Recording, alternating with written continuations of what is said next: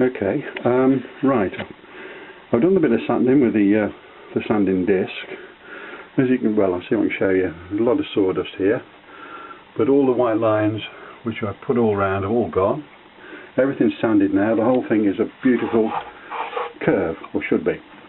And you can see, there's a lot of sanding dust everywhere. I'm just going to hoover that out of the way, and I'm going to show you what we do next. Okay, that's it cleaned up a little bit. Looks a little bit tidier. Now, obviously the back has got to fit on here, and it's glued on. Now, the only real fixing points, as you can see, are the bottom and the top block. Those are only spaces anywhere near enough to put some glue on to hold it in place, because this is too thin. So what you have to do is you make this a bit thicker by using what they call linings. This is lining. It's a triangular section, as you can see, a piece of wood, and it fits on the guitar like that. And it sort of, well, quadruples at least the actual gluing margin there. This is kerfed, which means it's cut all the way down like that. And the reason for that is simply so you can bend it.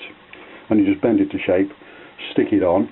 You leave it slightly proud. It's got to stick up just a little bit, and then it's sanded again, so the whole thing is completely flat. And once that's done, the back is then ready to the frame for the back is ready to glue the back on.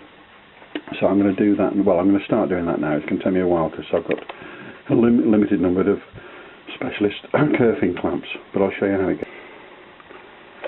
Okay, now I've glued the kerfing on, as you can see, the kerf linings. I've used these highly specialised kerfing clamps to hold it in place. You could get away with closed pegs, I suppose, if you're in a push, but they work really, really well. The kerfing is raised just slightly, as you might be able to see just down there. It's raised just slightly above the rest of it, because once it's dried off and I put the other side on, we'll use the sanding disc on it again and just bring it down to the size we want. Kerfing, well, kerf linings, we normally call it kerfing these days, it's available in different types of wood. You can get in boxwood, mahogany, spruce, all sorts of things. I've opted for mahogany because that's what most of the manufacturers use.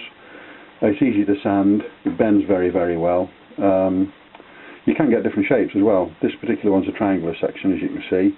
You can get a square section one, you can get them sort of rounded, but this is the one that most of them tend to use.